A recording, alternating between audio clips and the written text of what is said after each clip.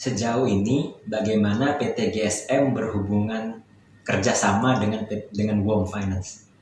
Baik, PT Gajah Sakti Mandiri itu sudah bekerja sama dengan kita dari Januari 2020, di mana sampai saat ini September sudah sekitar 497 unit, itu setara dengan 4,6 M aset yang dibantu oleh PT Gajah Sakti Mandiri kepada WOM. Angka yang sangat besar saya rasa untuk pencapaian eksternal kolektor yang berbadan hukum. Kalau ditanya bagaimana hubungan PT WOM Finance dengan PT Gajah Sakti Mandiri, kenapa bisa sebesar itu jumlah tarikan, kenapa bisa sebesar itu aset yang diselamatkan? Seperti yang saya sampaikan di awal bahwa semua itu didasarkan pertama kali dengan MOU. Kita terangkan aturan main kita seperti apa, kemudian cara kerja kita seperti apa, kemudian pagar-pagarnya seperti apa, mana yang tidak boleh dilakukan, mana yang boleh dilakukan. Kita jelaskan di awal. Awalnya seperti itu. Tapi seiring berjalannya waktu, kita membina hubungan baik bukan hanya berdasarkan bisnis to bisnis, tapi bagaimana eksternal itu akhirnya menjadi kerabat, menjadi keluarga, sehingga hubungan itu lebih dari sekedar bisnis. Jika hubungan lebih dari sekedar bisnis, yang terjadi adalah kepercayaan timbul satu sama lain. Eksternal bisa bantu kita dari sisi non teknis, yang pasti teknis pasti dibantu. Tapi sisi non teknis, contoh, bagaimana eksternal tersebut bisa membantu kita dalam menganalisa orang-orang kita di internal ada yang bermasalah atau tidak sih. Nah, apa yang saya bilang tadi bahwa lebih dari sekedar bisnis to bisnis, itu kunci yang membuat PT Gajah Sakti Mandiri akhirnya bisa sukses membantu PT WOM Finance bisa mencapai penyelamatan aset sebesar 4,6 M atau equal dengan 497 unit dari Januari sampai September. Nah, apa kira-kira bentuk yang kita lakukan selama ini? Sebulan sekali kita bertemu, bertegur sapa, ya ngopi-ngopi, kemudian ngobrol-ngobrol, kemudian tanya kira-kira kendalanya apa yang bisa kami bantu dari tim head office untuk membantu Pak Lastori dalam mobilitas di lapangan.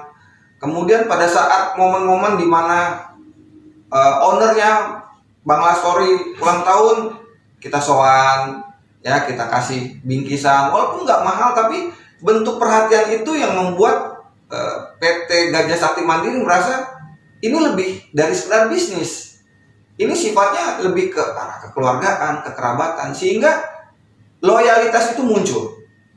Nah, jika loyalitas itu sudah muncul, kita tinggal tunggu hasil. Dan hasilnya sekarang sudah terbukti.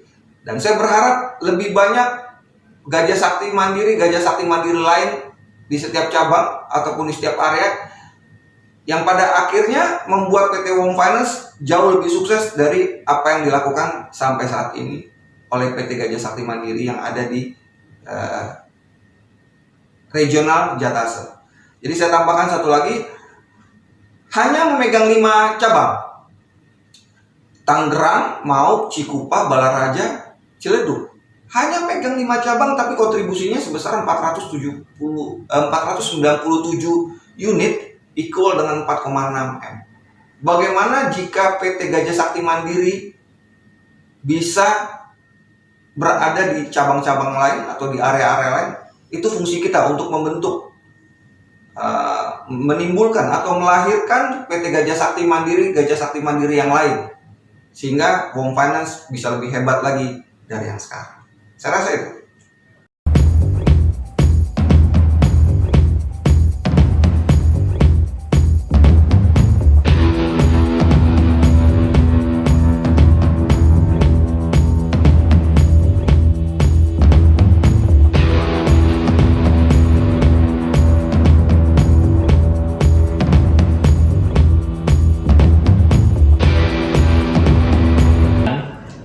Boleh memperkenalkan diri, Bang?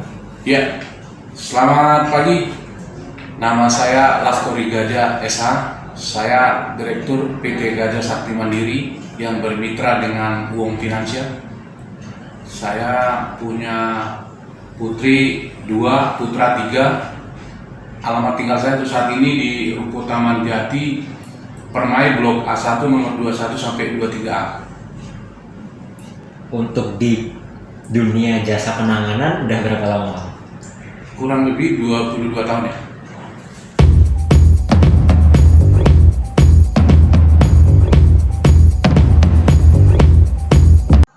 Pak Lastori dalam merekrut orang, hal apa saja yang disampaikan?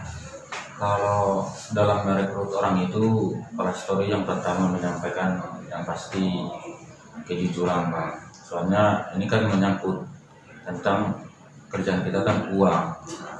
Jadi yang disampaikan itu berulang-ulang, ya jangan pernah bermain-main dengan uang ataupun angsuran. Yang kedua, jangan pernah bermain-main dengan unit tarikan. Apabila ada unit tarikan, jangan sempat dirusak ataupun diambil satu apapun dari unit tersebut. Dan seperti apa diambil unit tersebut apapun ditarik dan harus dikembalikan seperti itu kepada pihak WOM. Nah, nanti yang ditakutkan apabila konsumen ini tebus unit kan takutnya ada perubahan, takutnya dia komplain, dan dikomplain kan kita takut dilaporkan seperti apa. Jadi kita menjaga seperti itu yang diajarkan sama Pak Lastori kalau merekrut orang.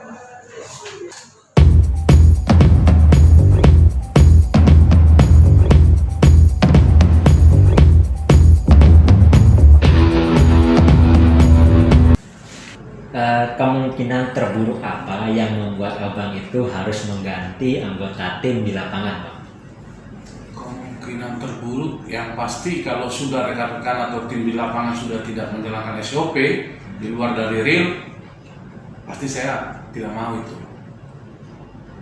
Contohnya, Bang, yang di luar SOP itu seperti apa? Ya, yang pasti masalah uang lah, seperti angsuran diambil, nggak laporan ke kita ataupun nggak disetorkan tanpa koordinasi ke saya, itu sudah pasti masalah. Kalau untuk produktivitas, Bang, itu yang menjadi acuan juga nggak, Bang? Kenapa itu harus mengganti, Bang? Harus diganti? Ya kalau untuk produktivitas, kalau memang teman-teman sudah nggak bisa untuk action atau efektif lagi, kenapa kita harus pertahankan, kan? Kalau bicara hanya pelengkap ataupun hanya untuk jalanin SK tapi tidak produktif, mending kita cari yang lebih produktif, kan? Nah, kemudian nih, Bang, bagaimana Bang memberikan toleransi bahwa anggota itu tidak harus diganti, Bang? Toleransi Abang itu seperti apa, Bang? Kalau hanya bicara produktif, masih ada toleransi ya, pasti. Tapi kalau sudah bicara uang, saya tidak mau toleransi. Karena itu menyangkut nama baik ataupun kredibilitas perusahaan saya nanti dengan mitra kan. Itu pasti langsung saya cut.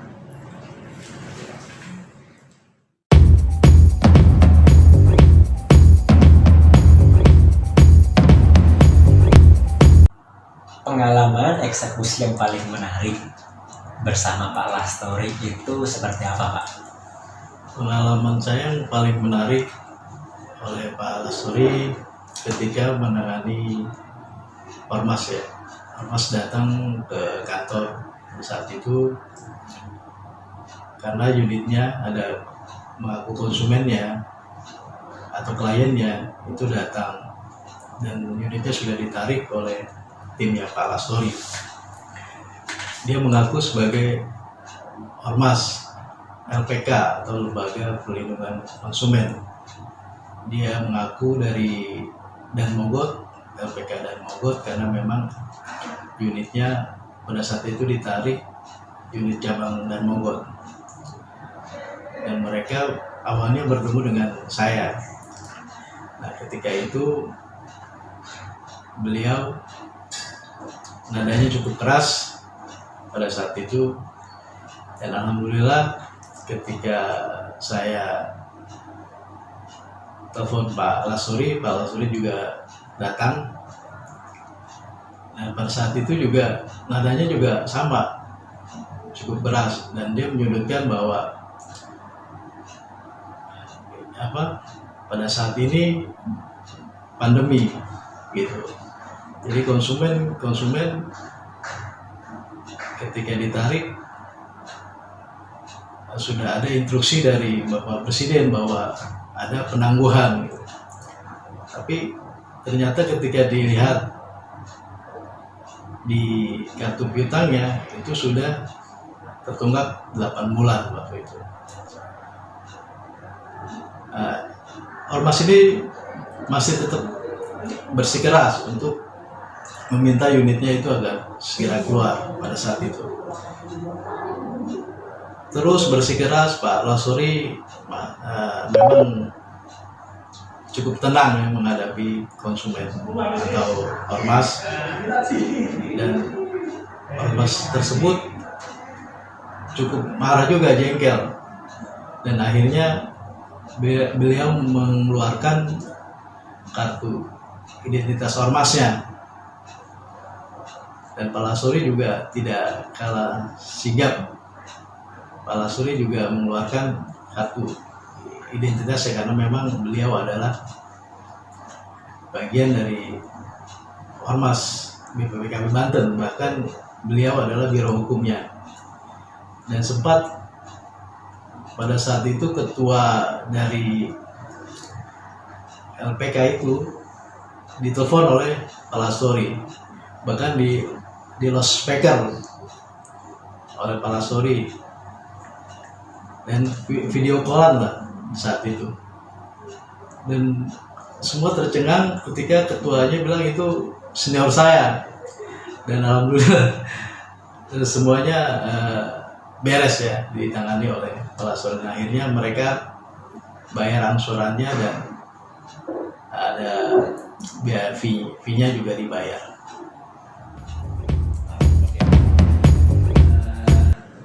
Mengapa atau apa yang membuat abang itu dalam bekerja selalu optimal dan penuh semangat, Bang? Jadi motivasi abang itu seperti apa, Bang? Kalau motivasinya sudah pasti ya, kita kan masih beban hidup ini kan masih jauh nih. Yang pasti untuk keluarga sudah pasti kita harus tanggung jawab ya. Yang pasti niat saya lurus. Kalau saya berangkat dari rumah, saya niat mau kerja, apalagi saya dikasih amanah, pasti saya bertanggung jawab. Bagaimana abang ini bisa dengan mudahnya menyelesaikan setiap kasus, Bang, dengan pihak ketiga, Bang? Sebenarnya gak ada yang mudah menyelesaikan kasus. Tergantung kita merespon semua konsumen ataupun pemegang unit yang datang menghadap kita. Kalau kita tetap respon ataupun sabuk, itu kita anggap itu konsumen bukan berarti lawan kita, pasti juga ada titik temunya. Kita paparkan, kita arahkan, ini salah loh, tidak bisa, ini kan unit masih bermasalah, tidak bisa dialihkan, apalagi Bapak pegang. Ada ranah yang bisa menjerat Bapak. Pasti konsumen kebanyakan paham dan mengerti. Ada juga beberapa persen, termasuk teman-teman dari Ormas yang berkeras untuk mempertahankan unit. Tapi setelah kita kasih petunjuk kalau memang berkeras, ya kita limpahkan paling sektor terdekat atau pospol untuk diberikan mediasi ataupun dijembatani. Kemudian gini Bang, bagaimana harapan Bang Lastori kepada seluruh mitra yang bekerja sama dengan Goma di seluruh Indonesia? Harapannya Abang seperti apa? Harapan saya terutama buat rekan-rekan dari PT-PT lain yang bermitra di WOM, bekerjalah dengan jujur, pasti berhasil. Disiplin, pasti sukses. Karena kalau sudah dikasih amanah, kita jalankan dengan tulus, dengan niat Allah, pasti juga kita dikasih.